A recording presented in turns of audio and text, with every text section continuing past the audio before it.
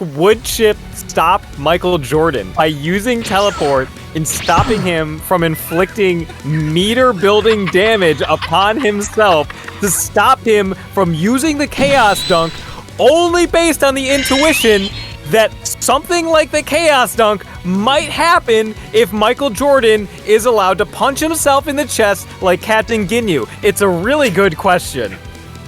Hello, one and all, and welcome to the debate of the century.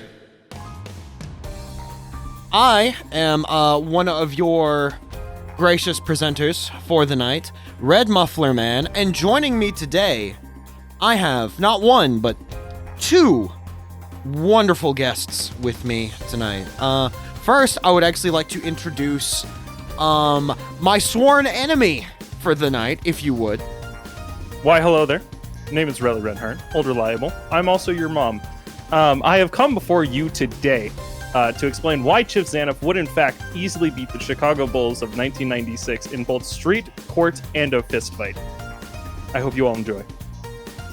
I've never heard someone be so wrong in my entire That's fucking crazy life. That you bring me on. You bring me on in this little clown circus that you've got running here. But joining me as well tonight, we have our wonderful mediator for the night, if you would. Oh, and that's where I introduce myself. Hello, Mario. This is, I'm ShaneValShane. I'm also just Shane. Honored to be here. I'm going to try to keep it, be a nice, clean fight. Nothing below the belt. Only 6Ps. And, Only mids in this household. All right. So here we go. Ladies, gentlemen, non-binary pals. There has been a discussion that has come up lately. For those that don't know, I was on Solid Bones' Weeb Cup stream I would say a few weeks ago now at this point. And at one point, something that came up just as a bit, as a gag, as a josh, if you would, was, could Chipp Zanuff solo the 1996 Chicago Bulls? And, well, I was curious, so I decided, you know what? I'm gonna put a poll out on Twitter. I'm gonna see what the people think. And the results of that poll, and many of the things that I were told in the comments, I was very disappointed in a good 63% of you that voted yes, that Chipp Zanuff could solo the 1996 Chicago Bulls. 100%, just like Joey said, anyone who said yes, 100% white people. SMH my head. So, the question here though, could Chipp Zanuff, the Guilty Gear Speedy Boy, could he solo the 1996 Chicago Bulls? Fuck no! Are you kidding me? Have you seen this dude? Okay, no, fuck no, fuck no, fuck no. No fucking way in hell. But why not? He's a cool ninja guy. 61% of Twitter said he could do it. Twitter's always correct. Have you seen Elon Musk? That guy's never been wrong a day in his life. He's spitting. Absolutely 100% spitting. I own 6 Teslas. I'm in horrible debt. My family is starving.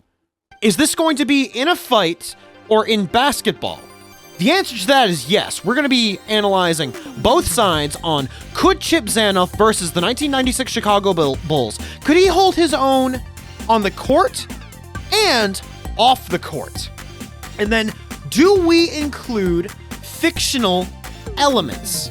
And to that I have to say yes, because otherwise, if we had to include non-fiction elements as in only things that actually happened, Chipp Zanuff couldn't actually exist in the first place, and so this entire what-if discussion would just vanish. The Guilty Gear Strive portion right there, it would just get Thanos out of existence, you wouldn't be able to see anything, and then all of a sudden it's just like, well, why am I here, you know? Like, starting off with everything that's going on, looking at both sides, what are we looking at here? We have Chipp Zanuff, and we have the 96 Bulls.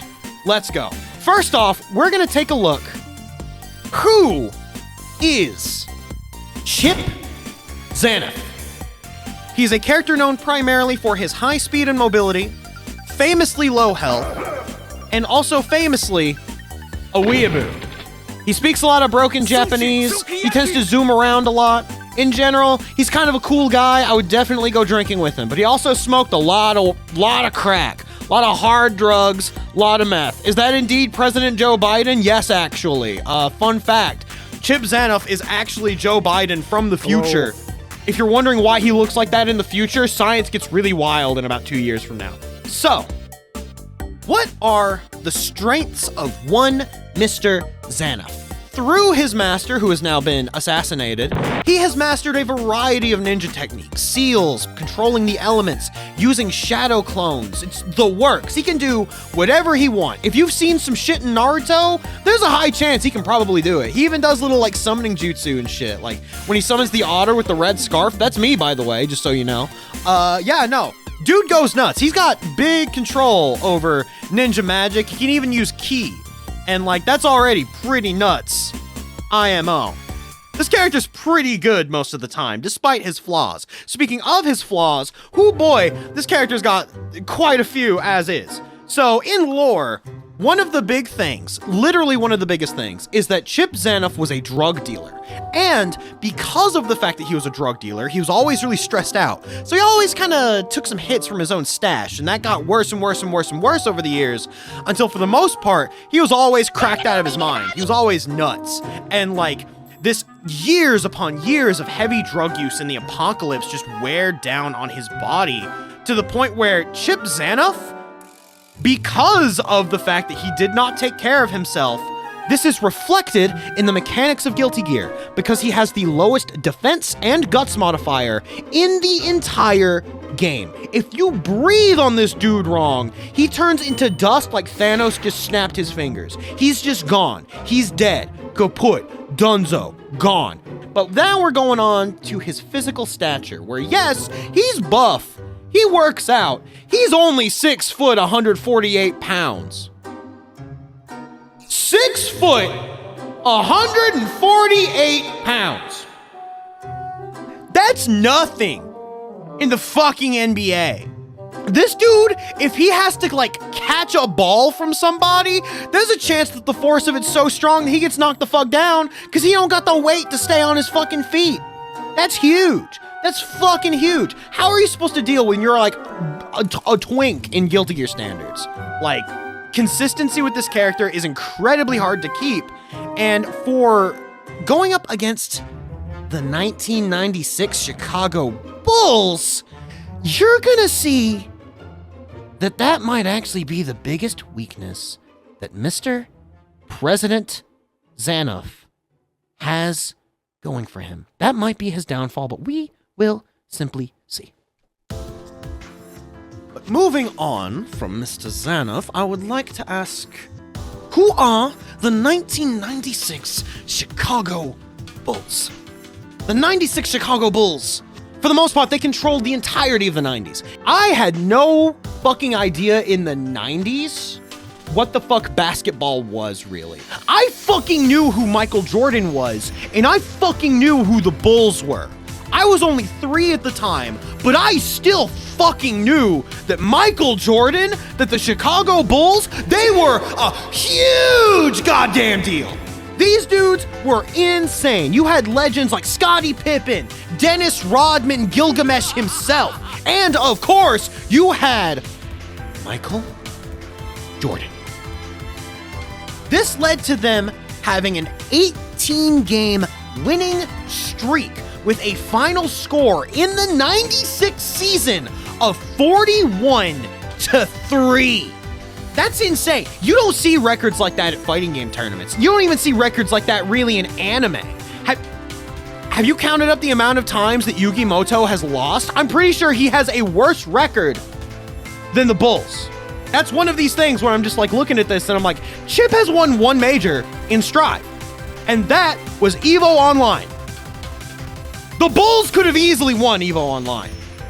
Straight up. With this kind of consistency, no fucking doubt. But when we're looking at the strength of the Chicago Bulls, the team's offense was second to none for the NBA at the time.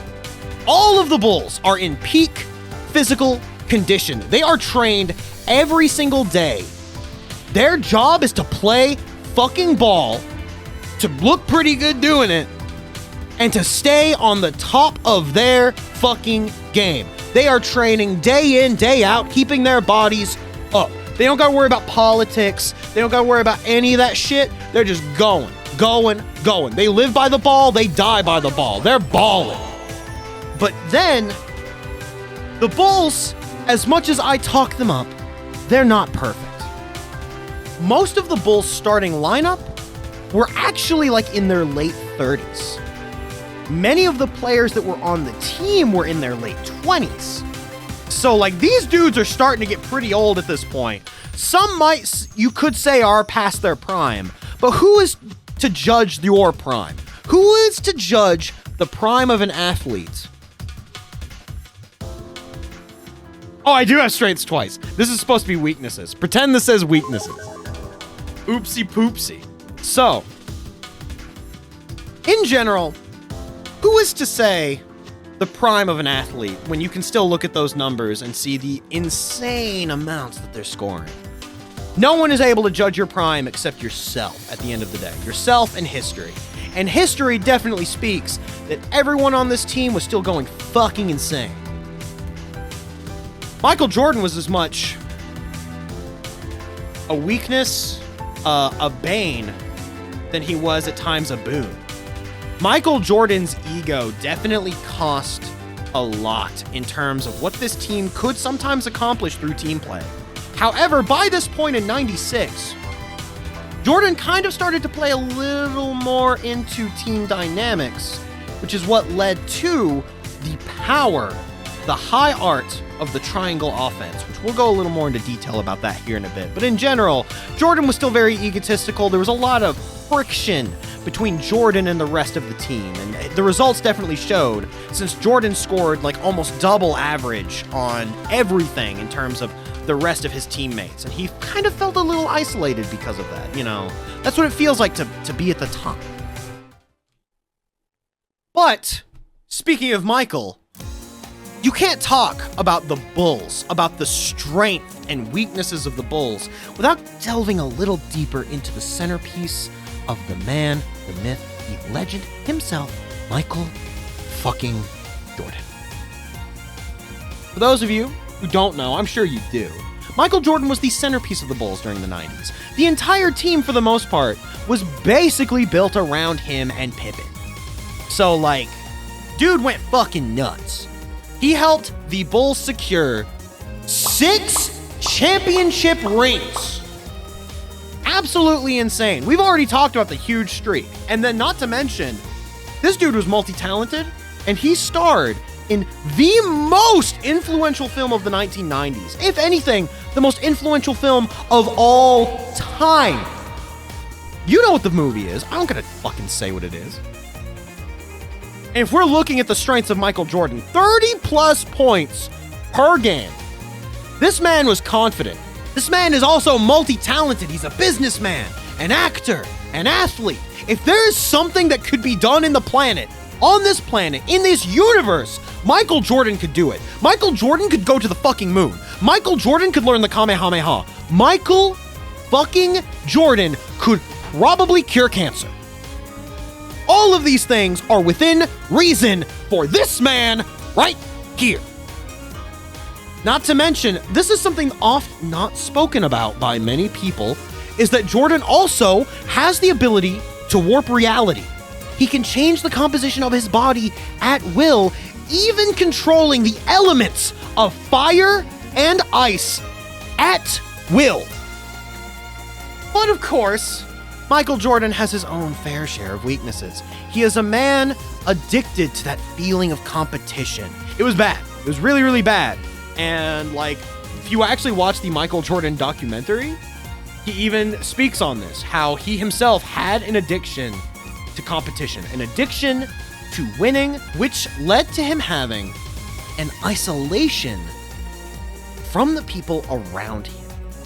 And then, of course, this is less of a weakness and more just something that we have not seen, is we as a community don't actually know how much control Jordan has over his magic and reality warping powers. We've only seen it in a few instances, those being Michael Jordan's fire and ice manipulation from an old Sega Genesis game, of course, Space Jam, as well as the secret leaked footage of Space Jam 2.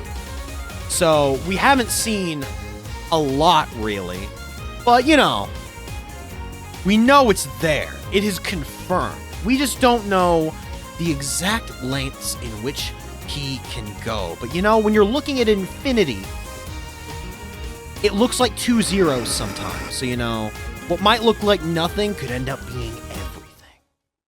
But getting to our first set here, we are going on the court.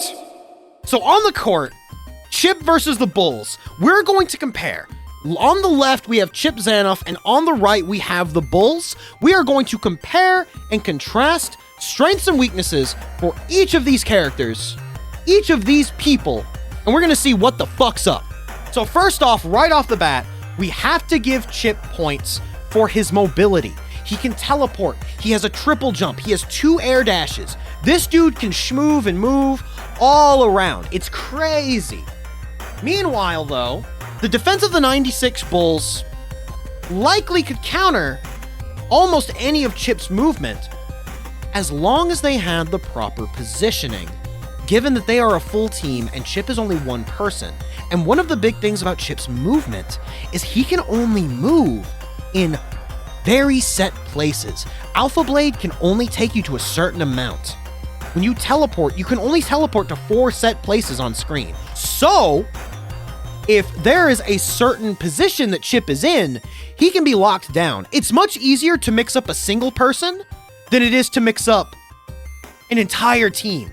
Chipp's never dealt with a team dynamic like this before. It's only ever been 1-on-1, except for Iska, if you count that. That's 2-on-2. I guess he has taken on 3 people at one point, if we do count Guilty Gear Dust Strikers. So that's maybe the only other thing I could see where Chipp has taken on a multitude of combatants, canonically, and has been able to do anything. My hypothesis is, at the start, I foresee Chipp taking a very early lead of about 10-15 points. Because the Bulls will have never seen something like this before. They're going to be like, yo, this dude's moving. He's spitting. There are multiples of this dude. He's moving all around. What the fuck's a YRC? And then all of a sudden, they're going to adapt. Jordan is going to change the composition of his body to best suit the situation. And then, all of a sudden, that 10-point lead turns into an 8-point lead, to a 7-point lead, to a 3-point lead, to a 1-point lead. And then all of a sudden, the Bulls overtake. And then they never stop going. And then Chipp's stamina and endurance isn't going to be able to hold out. And eventually, he's going to get tired, or he's going to end up taking one check, 1 foul, and at that point, he is done. That twink, dead. So we have proven here, I feel, without a shadow of a doubt, with my hypothesis, with my theory, that the Bulls easily take him in a ball game. But what about in a fight? That's very different than on the court. So Chipp has been trained in the assassination methods of the Japanese. He is one of the few people left trained in these arts. His status as a politician means he has an entire army and Anji Mito at his disposal at any point. If he so wished, he could no longer make it a solo thing. He could use the assets of the people around him. It would be cheating, but he's a politician. He's white. He's used to doing that. But I would also like to reiterate that at the end of the day, once again, Chipp still has the weakness of only being human. Ladies and gentlemen, and non-binary pals of the Twitch chat, I would like to present to you the great equalizer in this argument. You want to see everything here on the left with Chipp? None of it matters. Because my name is Charles Barkley, and I am one of the last b-ball stars alive. Everyone, I would like to present to you Barkley's Shut Up and Jam Gaiden. Because we're including fictional elements, and that includes the absolute peak of what is Jordan lore. What is true b-ball power scaling. When people are talking about basketball, they never talk about basketball in a combat sense. And this is the ultimate guide into how to make a b-ball an absolute killing machine. So for those that don't know, Barkley's Shut Up and Jam Gaiden is a side story that takes place alongside both Barkley's Shut Up and Jam and Space Jam. Basketball has been banned due to the powerful use of the Chaos Dunk, a basketball technique in which so much negative b-ball energy is released that it destroys the world and throws everyone into an apocalypse. All basketball players are at that point either publicly executed or thrown into hiding or working for the shadow government. And in this setting, we have Michael Jordan. As you can see, during the Great B-Ball Confiscation Act, Jordan chose the side of justice. He chose the side of the shadow government. Jordan truly giving up the things that he loved, giving up his humanity to do what he felt was right. Was it truly right? I don't know. I don't think I'm the person to say it. But the reason I bring this up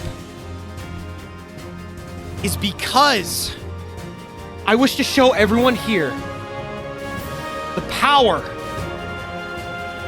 of the Chaos Dunk.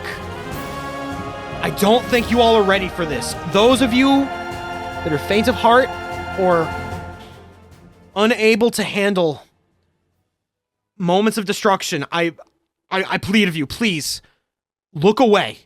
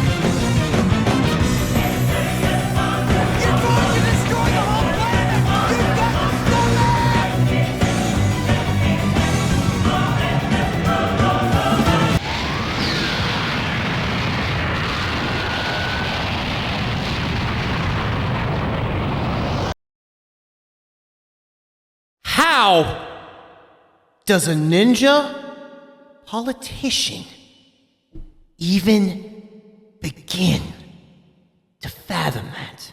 How do you even approach that?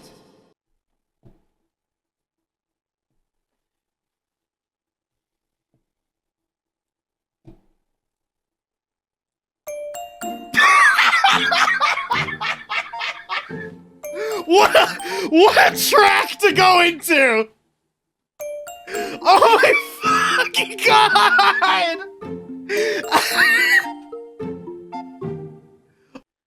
But Barkley was able to use his innate b-ball energy to unleash an apocalypse. The power of that negative b-ball energy. For the most part, Charles Barkley is the basketball equivalent to Soul Badguy. And if Barkley can do that, then not only Michael, but even Pippen could do that. The Bulls could end the world, bringing us into a second apocalypse fueled with nothing but negative B-ball energy. Chipp Zanuff would be reduced to glass alongside the rest of the country, the rest of the planet. So in conclusion, Chipp Zanuff is fucking dead. There's no way he folds to the 1996 Chicago Bulls. I rest my case. Counterpoint? Nuh-uh. Ladies and gentlemen of the court, I hereby would like to submit my humble, ever so humble, situation to you to explain why, in fact, and more specifically how, the science of magic and how this voice line proves that Chipp would win against the Chicago Bulls. The voice line I'm, of course, referring to. The classic. Everyone knows it. I'm falling! He is, in fact, falling. But more specifically, why was he falling? And how does this prove that he would win against the Chicago Bulls? First, to set the scene. One of the most important things to do when power scaling and discussing matters of combat against two fictional characters, the Chicago Bulls and Chipp Zanuff, is to decide where they fight, more specifically on which court. Secondarily, who are his opponents? As you can see, it is the Chicago Bulls of 1996. Now, while they are natural-born athletes, so is Chipp. Despite his past with drug use, he has overcome it, specifically heightening his inner fire, that real just passion known as ki. Secondly, what the hell is a ki? I've mentioned it before in the previous posts, and so I should continue this. As listed on the official Guilty Gear wiki, ki is known as the least understood of all magical components. Unique in that it opposes and amplifies the other four elements, such as fire and ice. Researchers and theorists have worked hard to understand the inner workings of ki, but thus far they have met with little success. Unlike the other elements, every person has some ki. This is, once again, important, as it could justify why someone may be able to perform a chaos dunk or some reality warping ability. Ki needs to be practiced. Specifically, if you do not harness your ki, you are not able to use it in any meaningful way, meaning their magical edge could be stripped from them wholesale. But, of course, we are assuming that they're at their peak of the condition, so I'm willing to be generous to assume that your ki could work in the ways that you have previously discussed. Now then, let's talk about Chipp Zanuff's stats this season. TODs performed 2, and they were against himself, to be perfectly clear. TODs performed against him? According to every pop matchup, it happens about once a day. Let's talk about his speed. As you can see, Chipp is able to run at hypersonic speeds, as we talked about before, but the more important speed tech he has is literal instant teleportation. Now, the rules say that when dribbling, you're not allowed to take 2 steps without bouncing the ball. Very important step. His teleportation does not require him to step at all. In fact, it just requires him to stand there and put a hand to his head. He's able to dribble a ball with one hand, meaning he is able to teleport right next to the rim, and boom, shatter that shit. Chipp is able to run at hypersonic speeds continuously without break, as previously discussed, meaning he is not going to be tired in this game. Not only that, but he is able to play through his injuries at well. In fact, he is able to play pretty effectively when he is in yellow health, getting hit or rudely, might I add, attacked, some might even say. Now, his weight is low, as mentioned before. It is very strange that 6 foot and only 148 pounds? That's weird.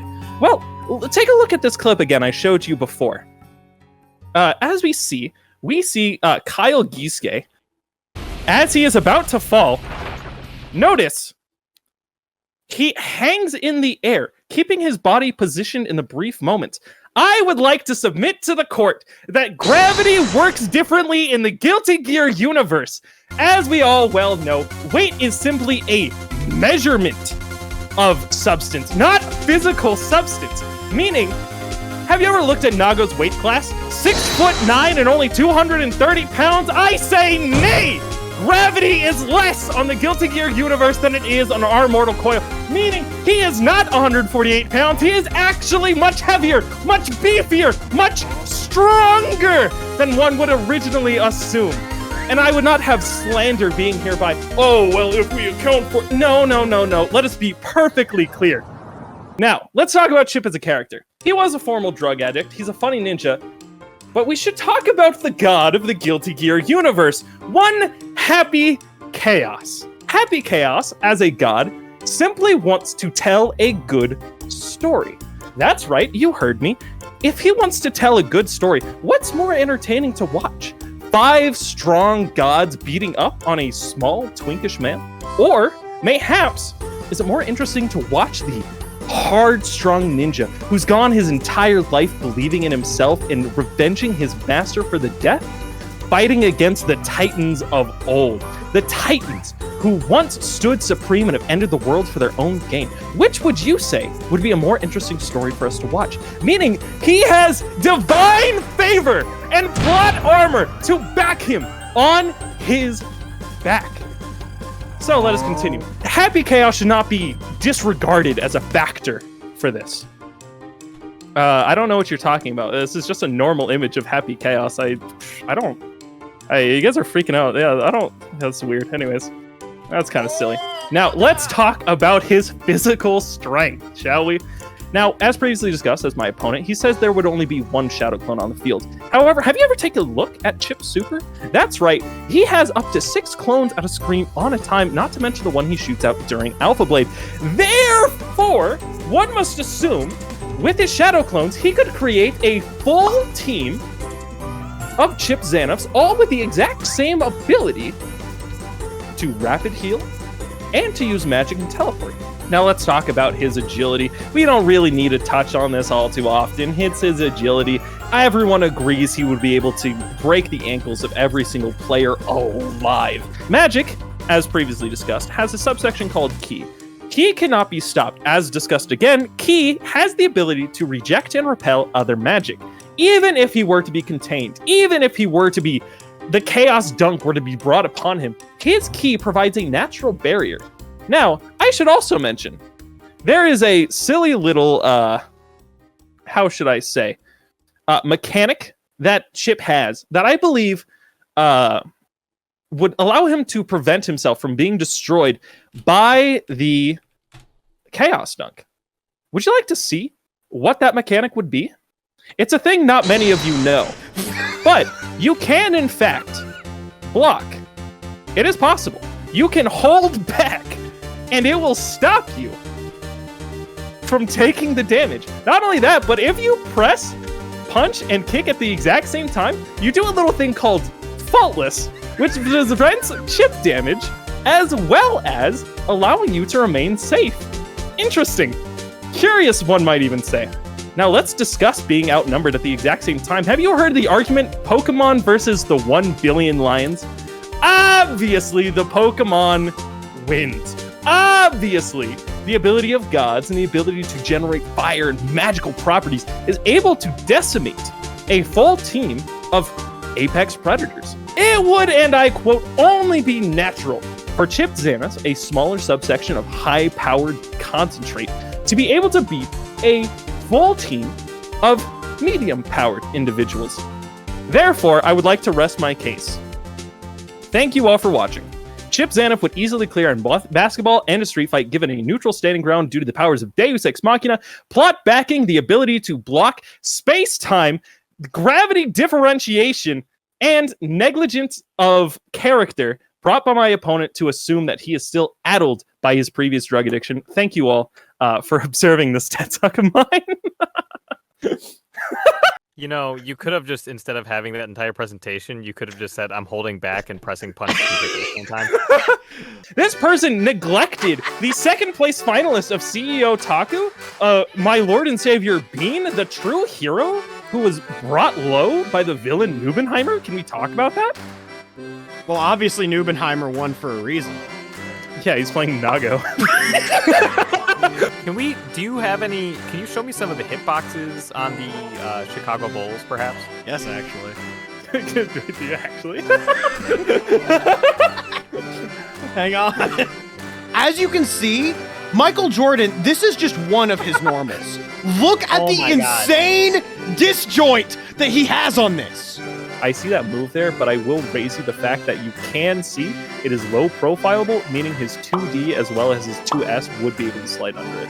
That is absolute horseshit, and I will tell you that right now. Take it to the lab. Take it to the fucking lab. Let's lab this shit live Hold on on, pull up stream. Michael Jordan on Dust Loop. Pull Michael Jordan on Dust Loop, would you? To me, Chaos Dunk seems kind of like Infinite Worth EX. And here's the thing. You can only use that when you are at 30% health or less. Did you ever watch Dragon Ball Z? Remember when Captain Ginyu punches himself in the chest? Michael Jordan could just do that to get himself down to 30% health. Chipp's a weeaboo. He would know about any sort of anime logic we apply. Would Chipp stop Michael Jordan from going attacking into himself? critical I hell believe he would. by using teleport and stopping him from inflicting meter-building damage upon himself to stop him from using the Chaos Dunk only based on the intuition that something like the Chaos Dunk might happen if Michael Jordan is allowed to punch himself in the chest like Captain Ginyu? It's a really good question. I would like to bring to light some evidence that has been revealed to me. Yeah. Okay. Despite the fact that Chaos Dunk is in fact strike invuln, as you can see here, it is in fact not grab invuln.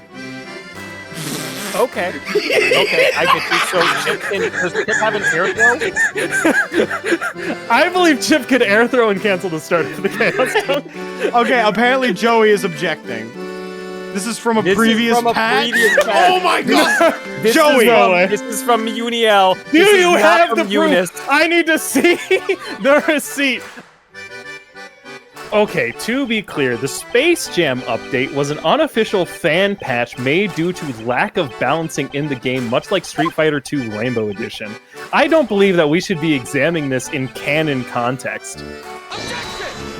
Your Honor, this is the version that was played in tournament, and I think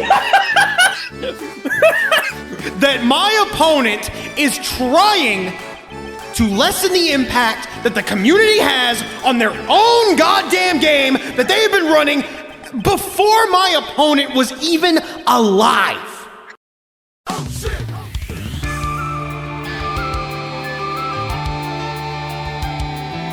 Oh my god. This is fucking slanderous nonsense. I will not stand here and tell you that the... I don't give a fuck what you stand for. Sit down, boy. It's my turn. About to concede that we should accept a widely accepted fan patch, but ever since this has been brought to light and my character, A, has been attacked, I feel that this should be dismissed from court evidence. The only court I care about is the basketball court right now, and as far as I'm concerned, none of this shit matters. I think we've at been all. talking about as far as I'm the concerned, viability of the Chaos Dunk for the past 30 minutes.